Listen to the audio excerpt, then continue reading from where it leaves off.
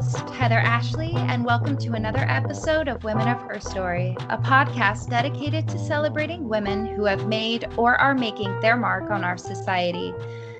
Today, I have with me the Executive Pastry Chef at Gabriel Kruether in New York City, Priscilla Scaff Mariani. Thank you so much for joining us today, Priscilla. Thanks for having me. This is so exciting. Of course. How are you doing today? Today's good. The sun's out. We're going to sit, spend some time, have a chat. So it's a good day. So let's jump right in then. What does being an executive pastry chef mean? I have absolutely no knowledge of specificity in the culinary field, so I hope you can educate us a little bit on that. So I think it's a combination of things. You know, you have to be able to cook, right? You have to be able to produce things and make things. And this goes for just being a regular chef as well. And then the other half of it is, maybe a majority of it is being able to manage your team and manage different personalities and strengths and weaknesses. It's like a coach of a team, you know, like you would never put someone who's deathly afraid of being a goalie, you would never make them a goalie because you know that that's not their strength. So it's the same idea, you know, we have people in the kitchen that thrive off of working service, you know, like that high intensity, a million things going on at once, you know, the ticket machine, it's like sensory overload. Some people totally thrive on that and some people shut down. So, and those people that shut down are far more comfortable doing production and, you know, like looking at a recipe, being able to do 3 things at once. And so you kind of, being a chef is a majority of managing people and personalities, and then being able to cook is part of it, obviously, but I think it's far less. And then you have these managerial things, you know, payroll and menu development and forecasting for the future and budgets and all of those things. So it's kind of the less glamorous side, but I think it's like, you know, in a chart of things, the majority of it is managing your team. That's not what I would have thought. That's so interesting. You know, I think part of that has to do with like television. Yeah. We all have this idea that's like, oh, this is and it's not that. That's so cool. It's very glamorous on TV, and you know, it's like I have all of the recipes in my pantry and I can just do recipe, you know, research and development, but there's a lot of other things that kind of are involved that you would never think of even. Right. Where did you study culinary arts? So I went to the Culinary Institute of America in Hyde Park, New York. Did you enjoy your time there? It was awesome. I grew up in Southern California, and I heard about the CIA and I was like, that's where I want to go. I don't care if it's in the middle of nowhere, super cold, the antithesis of California beach, but I want to go there. And I did the bachelor's program, which is, because it's not like a regular semester program, it took about 3.5 years when I was there.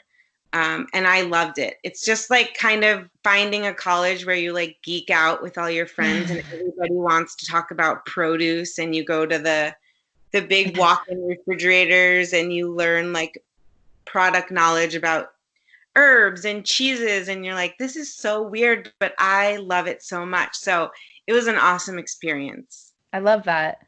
It's something where like I like that you likened it to finding a college that you really love, and finding your group of people that are of similar interests and just, I mean, obviously it's a culinary institute. Everybody wants to be there. Like, yeah. But so that's a good energy to be around, I feel like.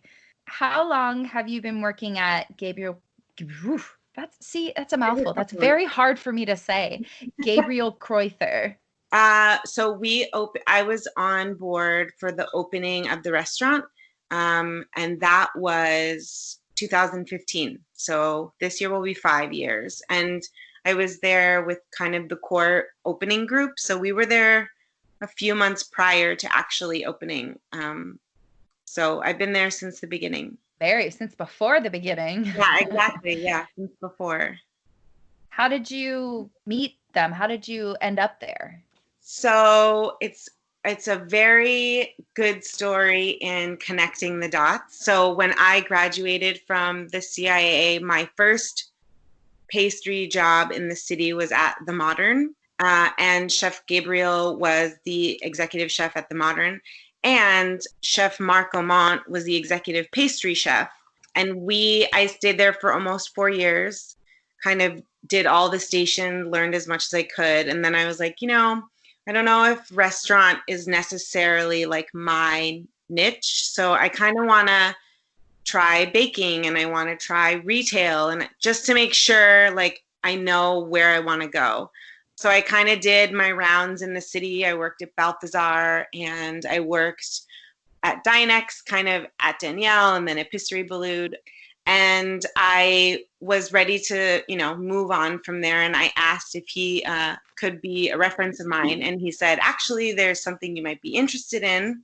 Chef Marc said that. And then we just reconnected. We stayed in touch all those years and, decided not to burn the bridge. And it worked out for me. So we got back in touch, and then we were, nothing was really open at that time. So it was kind of like, are you interested in opening a restaurant? Because that's a big bite to take off anyway. So that's kind of how that came together. Gabriel Kruether, God, I keep hesitating. I want to say Kruether. Gabriel Kruether has 2 Michelin stars. The Modern had 1, and among all these other revered establishments, do you ever feel pressure to be the absolute best all the time? Oh yeah, totally. I mean, the thing is, it's the hype and the pressure, and when the Michelin guide comes out every year, it's just like you have like a monkey on your back, and you feel, especially now in the age of like internet and social media, it's like constant, like, what are you doing? Are you copying? Does it is this mind blowing? Am I wowed? And it's not only that, it's tough when you have like reviews online where people are like, I can make that at home. And you're like, that kills you, And so the pressure's there. I try honestly to appreciate all of the other restaurants kind of in our league, not even in our league, just other pastry chefs. I understand and I can appreciate, what it takes to manage a team and create and be in budget and all of those things. And I am inspired by a lot of their work, whether it's here in Europe or, in Asia and all of those places. But I feel like it could be really detrimental to me if I let it like just consume me. You up. Yeah. So I kind of do a little bit of both, and I think over the last couple of years, it's something that you learn, that you're just like, okay, I think I need to shut it off for a little while, and then you kind of go inwards, or you talk to your mentors or your team, like, what dessert do you really love? And, and then you kind of just start talking to people again instead of just constantly comparing, which is good. And then sometimes it can get dangerous. Yeah. Comparison with constructive qualities is good. I feel like just being like, okay, are these things that I am capable of? But then as soon as you're comparing, like, as soon as you put your worth in the comparison, is when it becomes bad. That's when you spiral right on down. So when did you know you wanted to be a pastry chef? You kind of mentioned earlier that you kind of floated around a bit, but when did you know you wanted to be a pastry chef? To be honest, I consider myself really lucky because I think it was like a done deal for me when I was like 13, like 12 or 13. I took a trip with my dad to Brazil, which is where he's from. And I spent one day, we were there, I spent the entire day with his aunt, so my great aunt. And all we did was like, we went to the orchard, we got the apples, we came back, we peeled the apples, we did this thing and we ended up making this cake, and it was very romantic story, but it was kind of the thing where I came back and I'm like, I really love the creative aspect. I think I was always really a creative person. I wasn't very science minded. So I was able to, that was an outlet for me. And then the other aspect was like, I really loved to be able to serve. I really wanted to make something and I wanted to give it to you and I wanted you to enjoy it. And it was just this sort of passion that kind of never left. And you can ask my friends from when we grew up, like they would be annoyed because I would be like, you guys, let's watch Food Network. And they're like, we don't want to watch the Food Network. So once I got that kind of bug in my brain, then it was, I want to go to the best culinary school. And that was, at the time, there's a Culinary Institute in California now, but at the time they only offered the bachelor's program in New York. So I was like, I don't care, whatever it takes. I want to go there and I want to learn and I want to do all those things. And so I think I could easily say that it was maybe that seed with, baking with my great aunt that one time that kind of was like, this is definitely what I want to do. I never thought for sure it was restaurants, to be honest, but it's a love of all of it, all encompassing. Do you still get that same feeling when you're creating something, even at home? Do you still get that same feeling that you had with your great aunt that day?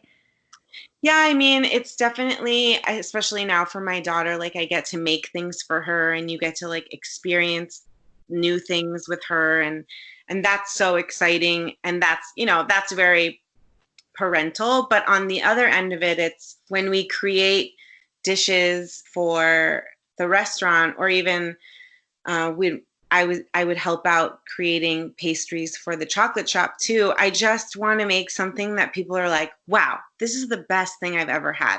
Like, granted, that's a really high bar. Yeah. That's a really high bar, but I want someone to eat like those cheesecake macaroons and being like, I've never had a macaroon like this. Or even for someone like myself where I'm not really crazy about macaroons, and I would eat it and be like, wow, this is pretty good. Like this is really good. So yeah. So I guess in that aspect, maybe it's evolved. Maybe it's not this exact same sentiment, but it's definitely a root of it. Yeah. Yeah. Is there a chef, pastry or otherwise, that has really inspired you to follow this path, to follow your dream? Honestly, I think I was so lucky that my first job out of culinary school was with Chef Mark Omont, who's now the executive pastry chef of the chocolate shop and the restaurant. So he oversees myself and the head chocolatier at Kruether Handcrafted Chocolate.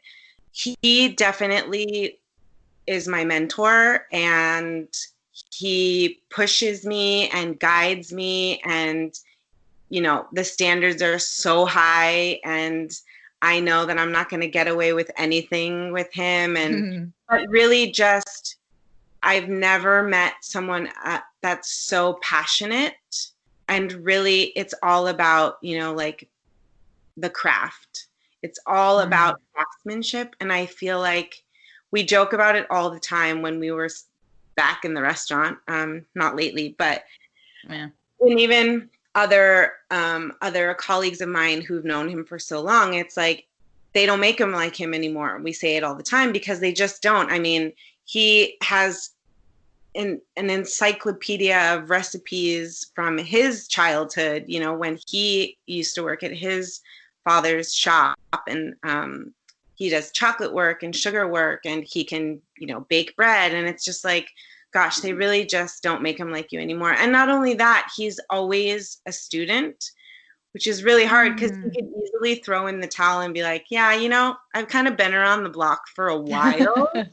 I don't really want to learn anymore, or, like these things don't necessarily interest me, but he's always talking about like continuing education and pushing yourself. And, but he's also, I think what I really am so lucky to have as he is a mentor is this industry could consume you and eat you alive. And it's so tough. And he's been the most supportive in the aspect of like, this is not your entire life. This can't be your entire life. This You isn't your identity.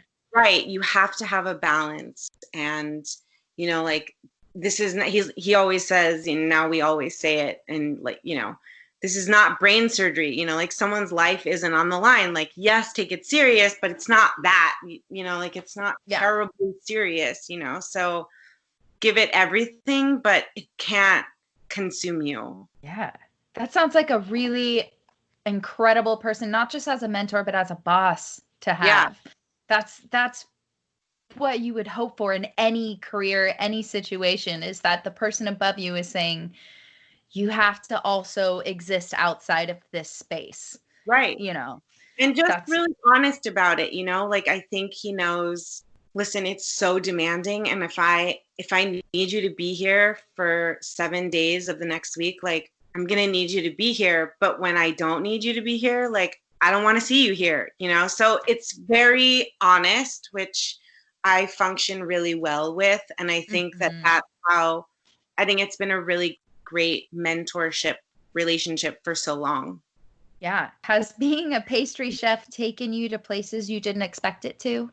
Actually, this past December, I went with Chef Gabriel and 2 of the other sous chefs to Japan to cook for 3 nights at a hotel in Japan. And I never thought in my wildest dreams it would ever take me there. And I never expected it or wanted it to, like it was never like, this better take me places, it was never that way. It was such a wonderful surprise. And you're just like, wow, it's very humbling to know that like, gosh, you put a lot of work in, and then like really cool things can happen. And and that's just for me personally. And, we get to do fun offsite events that you're just like, gosh, I can't believe I'm here. I remember we did a dinner for the mayor once or something when it was Bloomberg. And I was like, oh my gosh, this is so cool, So things like that I just really never even expected. But Japan was huge for me.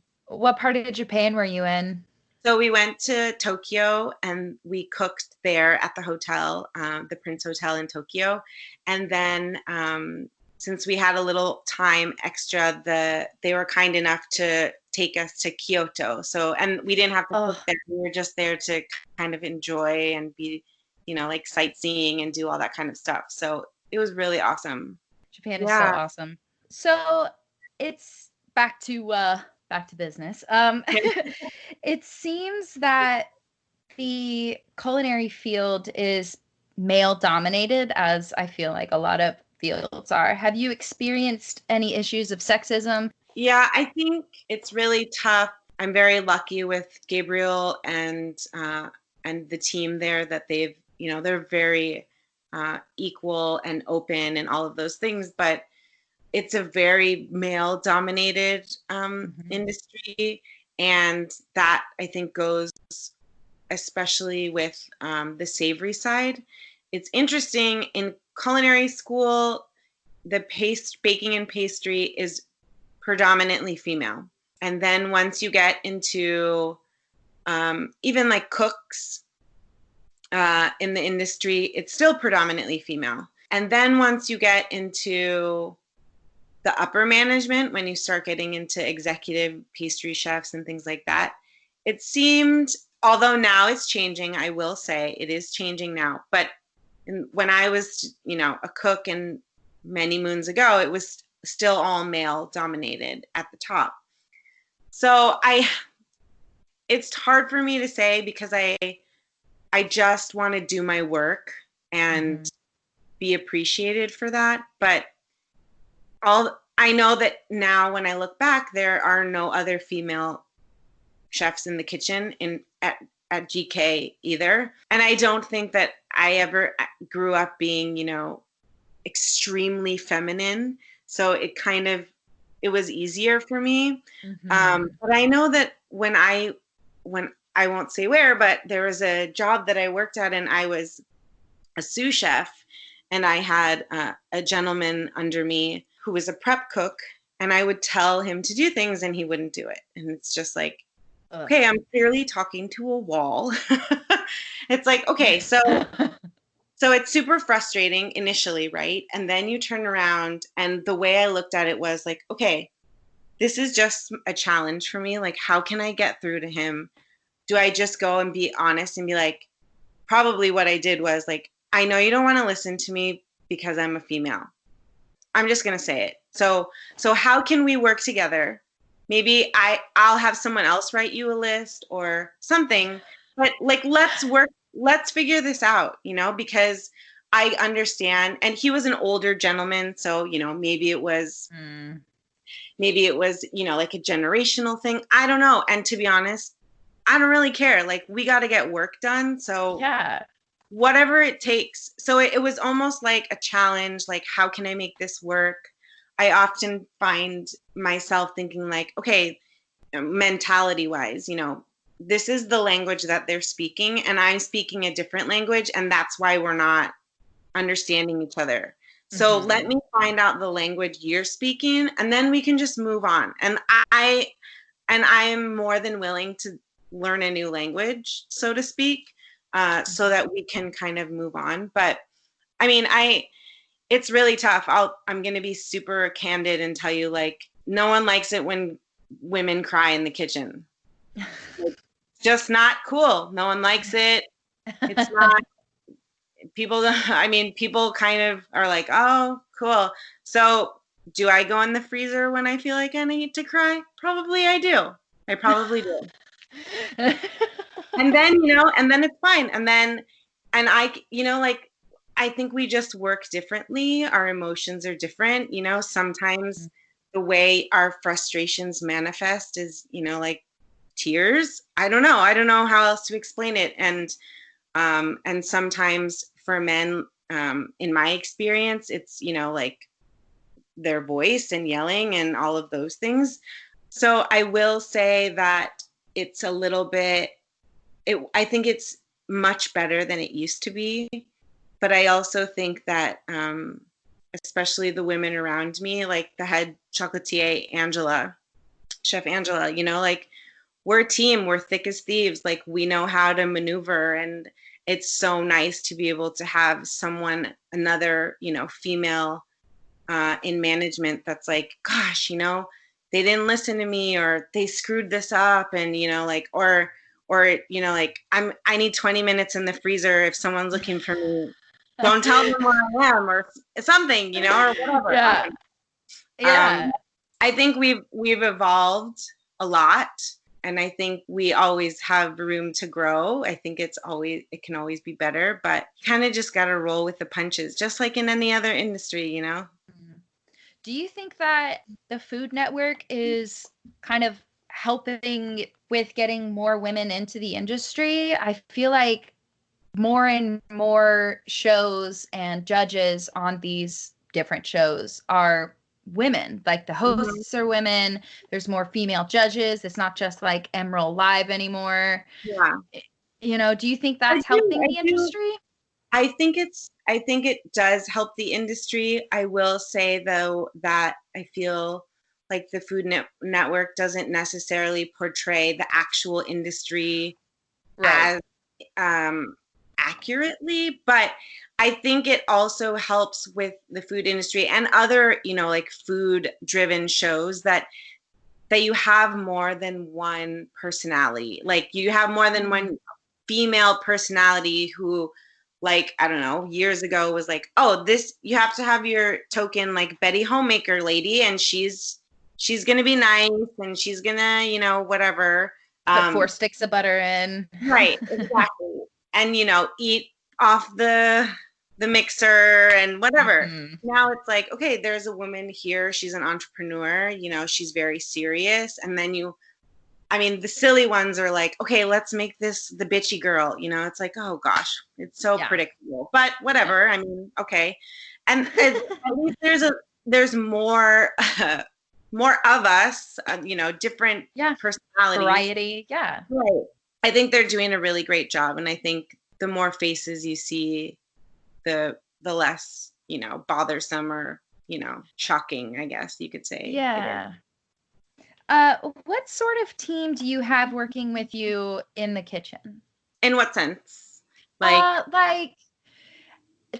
how many members are there? How many people are in the kitchen? Are you part of that team that's creating? You kind of touched on it earlier, but I'm kind of trying to bring it back. Do you have like 5 people? Is it 10 people? So in the pastry kitchen, the pastry department, we have like a production team, and they'll start in the morning. So there's like 4 or 5, I would say 4 people on that team. And then since we're open for lunch, we have a team member that does service, and she's taking in the tickets and plating the desserts. I usually go up and kind of take a hand in that. And then at night, we have our PM team that comes in, and that's another 4 people, 4 to 5 people who are predominantly doing service, because most of the time dinner service there's more guests than lunchtime. So we need, and there's more going on. There's more, like tasting menu. The menus are longer. They're a little more intricate than lunch. So we need a little more manpower on the line doing service. But then we do have, some production going on in the evening.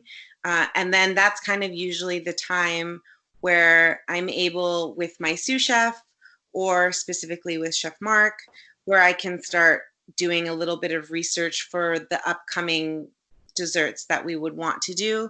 Since we try to do it as seasonal as possible, you're always like trying to think of the next season and how you can kind of transition from what you're doing to what's next, and all of the components or the mise en place that you need to work to go and do the next plate and stuff like that. So I would say we're very, very lucky that we have such a healthy team, and a lot of the team members have been with us for a long time. Even more specifically with Chef Mark, some of them have been with him for like 14 or 15 years. So wow, the loyalty is big there. Yeah. It sounds like it. It sounds like a big old happy family over there. Yeah. Yeah. So you said you start planning out the next menu. So you get to create the dessert menu? I do. Is it a collaboration? I would say it's a definite collaboration between myself and my sous chef. We kind of meet together and brainstorm together and start making components, and then we'll start putting them together on the plate and how we kind of envision it. So it's kind of like a back and forth. And then what we'll do is we'll present to Chef Mark, and he kind of is like, okay, we'll do a tasting. And this is usually how it goes. He'll do a tasting. We'll all do a tasting, and then we'll see like what works, what doesn't work. Is this ice cream melting too fast? Like, does it have enough time to hit the table? Is the texture right here? Is the temperature right? So then it's just like an evolution of plates. Like, how are we going to get to the kind of the pinnacle, or like where we are just like, so all of us are all happy with it. So that's kind of usually how that goes. So you said it changes seasonally? Yes. We would be looking for, we would be looking forward to summer at this point, berries. We love to go to the farmers market. Union Square Market is, one of the things that we love to go to and see the farmers and what they've got. Stone fruits are just super exciting and so beautiful. And you just like wait to go down there, and they're so ripe that like the bees buzz around. That's like, gosh, that's so awesome. so those are the kind of seasonal things. And then once summer, you kind of get towards August, September, and you're like, okay, I got to start thinking about winter. I got to start thinking about not only that, what people want to eat in the winter time. Like, people aren't going to want really cold desserts in December or January even. They want something warm and inviting and spicy. Mm-hmm. So you kind of have to start. I guess in a way it's a little bit like fashion, where you're just like, how can I think about winter wear in the spring? Like, I'm hot, but it's kind of like you have to train your brain Mm-hmm. on the next season. Do you have a favorite dessert that you've created? I think I would say that we did a Carmelito parfait, which it's a type of chocolate that we use, and we make like a mousse out of it essentially, and it's a parfait, so it's kind of frozen but kind of not, so it's like ice cream texture-ish. And that specific dessert came together quite easily, but I think usually the plates kind of take at least a couple weeks to nail down, and I feel like that one took like a couple days, and we were just kind of like, wow, this really works. And for me, it was just, there was a lot more thought that went behind it. So there was an horchata panna cotta. So it was, like horchata is rice usually, and cinnamon and condensed milk. And then we did a little bit of research, and in the Dominican Republic, they oftentimes do it with raw sesame seeds. So we're like, okay, let's try that. Like, I've never had that. I want to try it. And then there was a halva, and we made a halva. And it's so great to have Chef Angela and the chocolate shop next door, because we kind of like ping ideas off of each other. So that halva they were making next door, and we thought like, okay, let's kind of run with sesame, And so then we're like, okay, we'll make our fresh halva here. And then, what we need in acids. So we're kind of thinking like yuzu. So that's kind of how our brains came together. And I think the reason that I would call it my favorite is because it was very representative of like New York to me, because there was so many different quote unquote ethnicities like in the dessert. So there was a pain perdu, and which is very French, and their parfait, and then you had your halva and your sesame and your horchata, and it was like, gosh, this is kind of like a melting pot, and somehow it just texturally went well together, and like temperature is huge. It was kind of interactive in a way where you had to like pick something up. So I think it was starting for me to be like more of mine, because I worked really hard on that with the sous chef and Chef Mark as well. But it was almost kind of like, okay, let's run with this and kind of go on this avenue. And so I would say to date, it's like asking what's your favorite child, right? So they're all great. They're all great. But that one definitely sticks out. It sounds amazing. Yeah. Do you guys ever bring back desserts from other like previous years or previous seasons, or do you have like a dessert that stays on the menu the whole time? Usually when we have like a very chocolate focused dessert, we'll keep that on for a few seasons. Like, we won't swap it out for anything, just because it's kind of like our mainstay. And then there's a few things, like there was a Black Forest that was very specific to Alsace, which is, where Chef Gabriel is from. And so this was part of our identity. But other than that, you kind of want to evolve as much as you can. Although I think we like to pick and choose things that we really liked or we know that really worked as components, and then we'll kind of put them in different plates from the past or change the flavor, but it's the same concept. So kind of tools in your toolbox kind of thing. Where does the inspiration come from when you're creating something new? Is it maybe picking up an ingredient that you really love? You kind of mentioned that, things in your toolbox, or maybe a new ingredient that you've read about. So I guess you kind of go through phases. I know it's hard even going back to, comparing yourself to the industry and the the incredible pastry chefs that are out there. So, you kind of go through different things. One, our last dessert that we had was mint and chocolate. And I was like, I went up to my sous chef and I was like, okay, we got to think of a new dessert for the lounge. Like, tell me something you love to eat. Like, you just could eat a lot of it. And she's like, I'm a sucker for mint chocolate. And I was like, okay, let's make it 2-star Michelin. Like, let's make it so good you can't stop eating it, but like, let's elevate it. So that was one way that we kind of, and I feel like I really go back to that because I think it's the sentiment that kind of grounds me in all of this. It's like, I want you to eat it and just be like, oh, that was so good. I want more of it. I want another one or something like that. Yeah. Like the way you feel about, you're just like, oh, I'm just going to have a scoop of this ice cream and then you finish the whole pint. Like that feeling, that's the feeling I want you to have, Yeah. That, or we used to, when the new season's coming up in our purveyors are like, we have these new, citruses, would you like to try? And then we'll order all of them and taste them and eat them. And we're like, this would go well with this and this. So it's absolutely about new ingredients and new flavors for sure. And then you kind of fall back on your methods and, things that really work, especially for a restaurant. Things can look beautiful and you want to do it, but it doesn't necessarily work in a restaurant setting.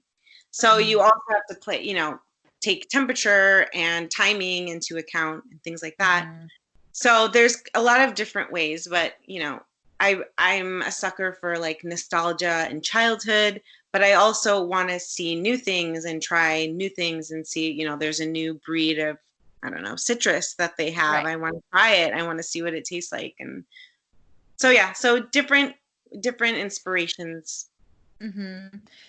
Have you ever had an idea and been convinced that it's going to work out and then it just doesn't pan out at all? Does that have you ever had experiences like that when you're like, I want to use these things and then it just, no matter what you do, won't work? Is that a little, does it kind of hurt sometimes when that happens, when you're just so convinced and then it just doesn't work?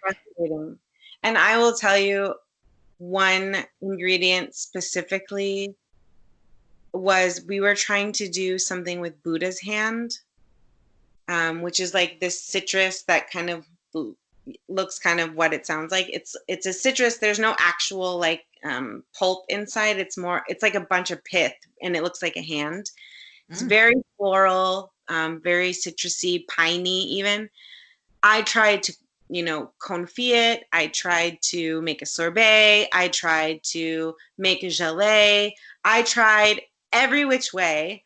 And every time I put it together, it tasted like pine sol. Oh, and every time that's not what you want.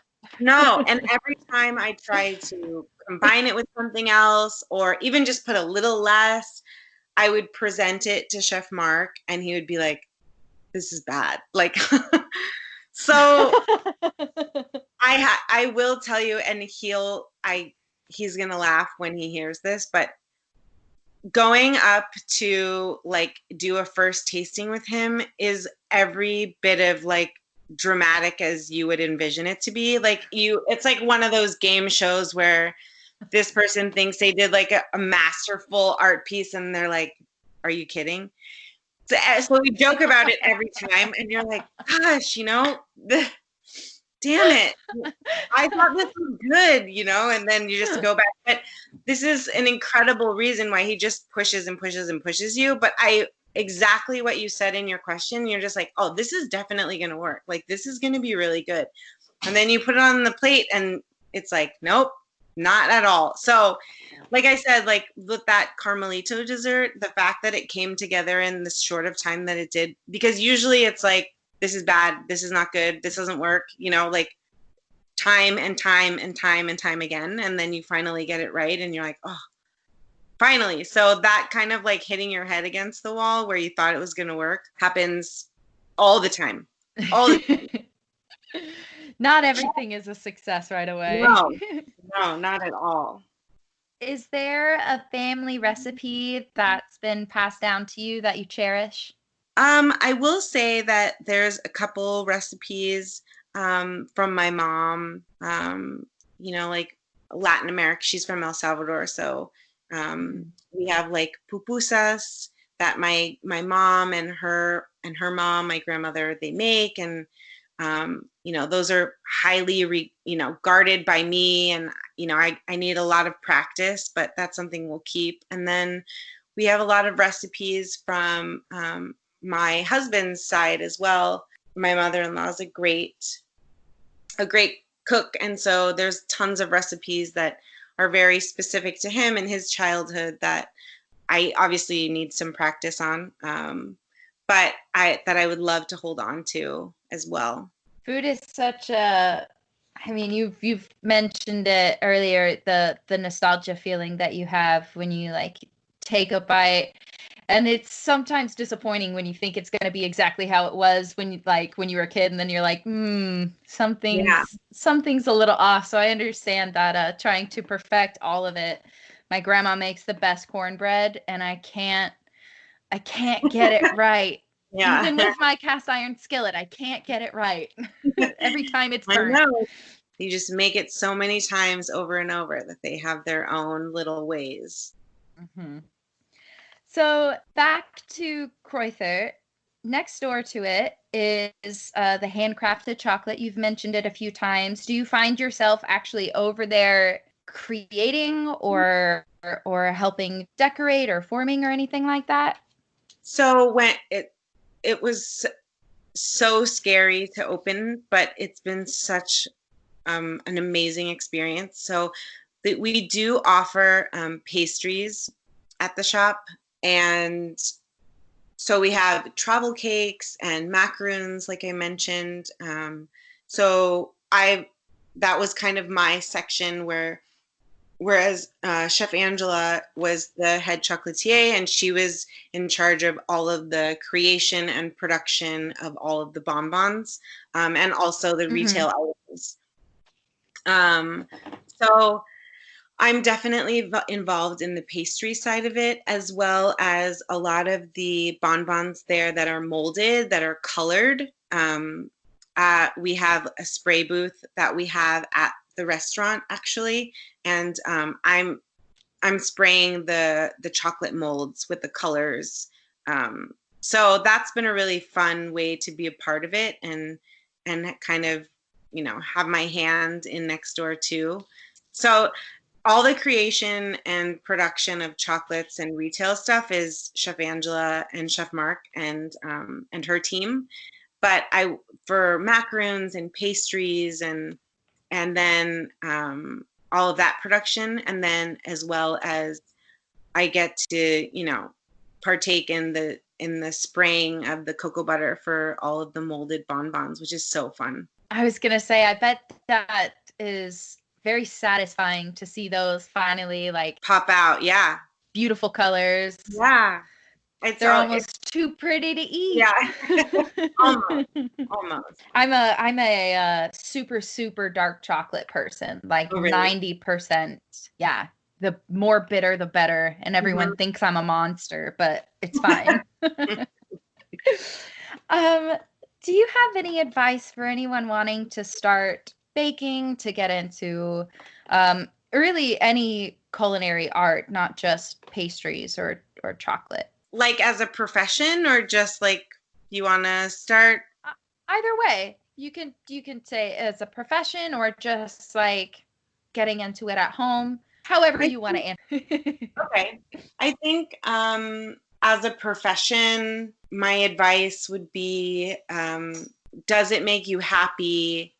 Is it a passion of yours, even if it's really, really hard and there's no glory? If the answer is still yes, and you want to do it, and it's like deep down, then do it. You should, like, it's because I always joke, like, you don't get into this industry to be like a millionaire, right? This is all about passion, and that's what's going to drive you to do, to do great things and get places and see things, and it's going to fulfill you.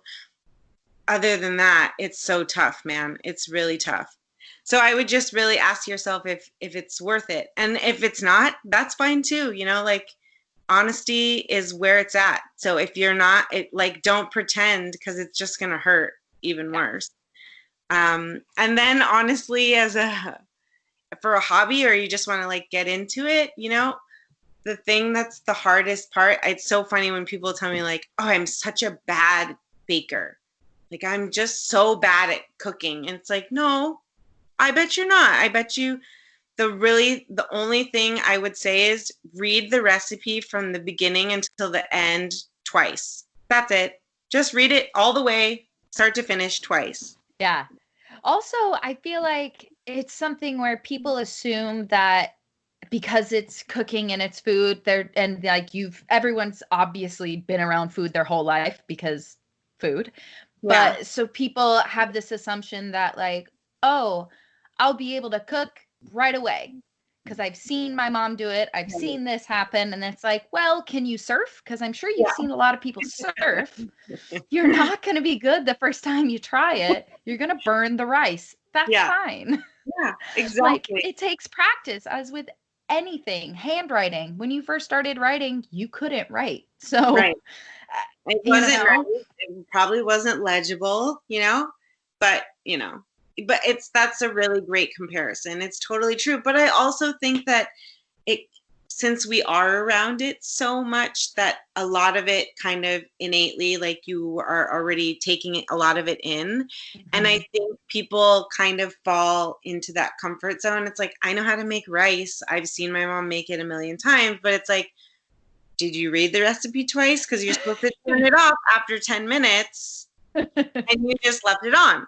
So that's why I'm so guilty. And like, my husband makes fun of me all the time because I'm so guilty of it. Even worse, where I don't read the recipe through. And this is like my job. And you're just like, yeah, I know at the end. And then you just turn it off or whatever. But it's the hardest part. You just have to read it all the way to the end. And I always say twice because, maybe you missed a sentence or something, but yeah. Mm-hmm. Also, because I've been guilty of the teaspoon versus tablespoon of baking soda, which is not what you want ever. No. That's quite the opposite of anything that tastes good. Yeah. So what has been your biggest setback so far, where you felt like nothing else could possibly go wrong? Oh gosh, I think that this last winter season was really tough. And I think what happens is it's a mixture of, in any industry, for anyone, when it's a mixture of your job and your personal life, kind of just like every rug is being pulled out from under you. And you're just like, how am I going to get through this? In the winter season, we had, for whatever reason, 2 to 3 employees decided to move on. And you're just like, this is the middle of the season. Like, this is the height of our season. And I'm down. Like, and then, how can I cover that? Because when, like, my team is down, you're the person that fills in. So you're gosh, like, oh, how am I gonna get through this? And then you're thinking like, I need to come up with a special New Year's dessert for the special New Year's menu. Like, so you're like creatively needed in this way. And then, like, for me, to be honest, like, I just moved my husband and I purchased a home, which is amazing, but it was outside of the city. So now I have to take in like transportation, and I had to think about, like, how can I cover my team's shifts and pick my daughter up from daycare? Like, how do I do that? So it's just like, I think it's really hard when every possible card it feels as if every possible card is kind of like stacked. Mm-hmm. You're just like, man, how am I going to get through this? And then you just start playing like with the puzzle pieces, like, okay, I can do this as much as I possibly can, and start moving things around. And like, is it going to be perfect? Probably not. But are you going to get through it? Absolutely. Like, I always tell myself, like, there's 24 hours in the day. I just have to organize. Like on my train ride, I can start thinking about new desserts. Like, I can stay 14 hours this day, but then the next day, like, I got to pick up my daughter, so it's a lot of sacrifice. And I think I felt really behind, like I wasn't going to be able to do it. And, like the whole thing, even about, like very male dominated industry, like it's very hard. It was a very hard decision to, decide to become a mom. And you're just like, this is what they all say, you're kind of just like tapping out, and that sucks. And Yeah. that's a real thing. And that's like, I say it very honestly. It's like, oh, well, she decided to be a mom, so now she doesn't work anymore. And you're just like, okay, well, why is that like a bad option? Like, why is that like death? So it was really tough. And I have to say, like the last season felt monumental, where as if like there's a lot of mountains in front of you. But it always happens that even if you feel like you'll never get through it, you just have to get through one day. And it sounds so lame, but one day at a time. And then all of a sudden you turn around and the whole thing's behind you somehow. Yeah. Somehow. And it sounds like your husband is very supportive, which is good. Yeah. And you've got, a good team with you at the restaurant. So that's always helpful when you at least have, when everything feels like it's going wrong, you can still come home to people who are on your team and are going to make sure that it's going to be okay. And understanding too, so my husband and I actually met at the Modern. So he used to cook at the Modern. So, which is great. I mean, most of the time people in the industry, in most industries where you're working all the time, that's where you find your spouse or your partner. But I'm very lucky in a lot of ways, but especially because he understands, like, if he didn't have a glimpse into the industry, and I had to constantly come home and be like, listen, 13-hour days are my norm. Like, I'm really sorry. And when I come home at like 11, like that's when I eat dinner. And like, that would be horrible, and it is for a lot of people. And I have so much, like empathy for that, because it's hard. And so I'm very, very lucky that he gets it and is understanding. And then on the other side, like, I found an incredible group of colleagues that understand that I didn't throw in the towel to like be a mom, you know what I mean? So, and they're so super understanding too, which I hope is the new normal, but sometimes it's not, Yeah. Where do you see yourself in 10 years, or where would you like to see yourself in 10 years? I don't know. I that was the only question where I feel like I didn't have an answer. That's a valid answer. That's an answer in itself. You're like, I don't know. It's up in the air. To be honest, I don't really know. And it's hard for me to answer that question. And I don't even like to ask it, because I can't answer it when people ask me. Because I don't know. I mean, I want to say like I'm ambitious and I'm blah, blah, blah. But I also like, I'm here for all of it. Like, I'm here when the road like changes, like I'm ready to go there too, so I don't know. I don't really know. I just hope that I get to keep, being creative and serving food and, like being in the food industry, because I am so passionate about it. So as long as I'm there, I don't know, I guess I'll be okay. So I don't really know what the answer is. That's a totally valid answer. Yeah. Not everyone has a 10-year plan. And even when you have a 10-year plan, it could totally go Right. awry. You just don't know. So I ask the same final 2 questions to everyone that comes through the podcast. The first is, what is your second favorite color? Second favorite color would be lilac. Lilac. Why do you Yeah. like lilac? I think I love the subtleness. Like, it's very calm and gentle.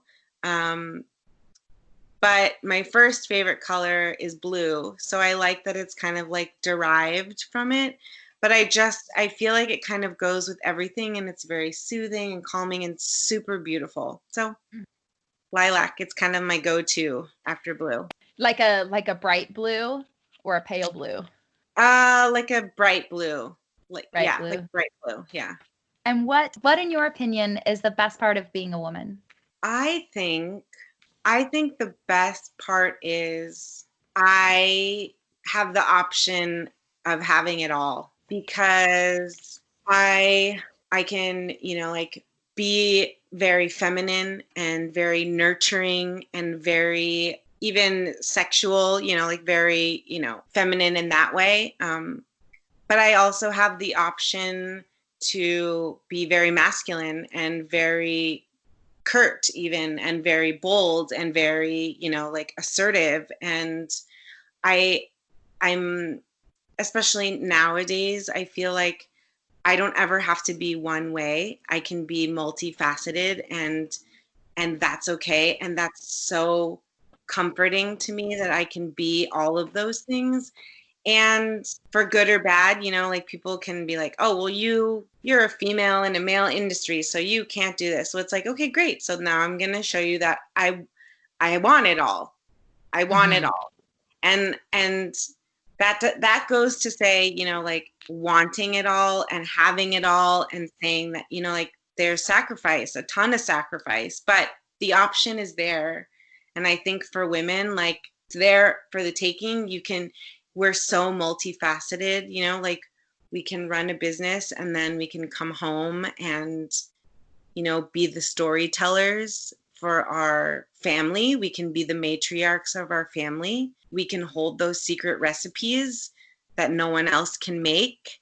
And then we can go to work and manage a team and, like, wear no makeup and never do our hair and curse like a sailor, and then come home and, or go out to dinner and put high heels on, makeup on, and, wear a tight dress if you want, or whatever, and I just have, you're starting to come into, and I'm starting to come into an age where I feel like if I want it, it's there. And like, as women, I think, especially now in this time, we can have it all. You just have to want it. And if you don't want it, that's okay too. But the option is there. Well, thank you so much for sitting down with us, Priscilla. You're so full of insight, and I just love your journey, and it's so easy to talk to. It feels like a chat rather than a. And thank you, listeners, for tuning in again. It means the world. Don't forget to rate and review the show. It really helps the podcast get noticed so that other people can be inspired by incredible women as well. And if you would like to send an email to womenofherstorypodcast@gmail.com, you're welcome to. And you can also follow us on Instagram at Women of Her Story Podcast. Until next week, be safe, stay healthy, and show the world what you're made of.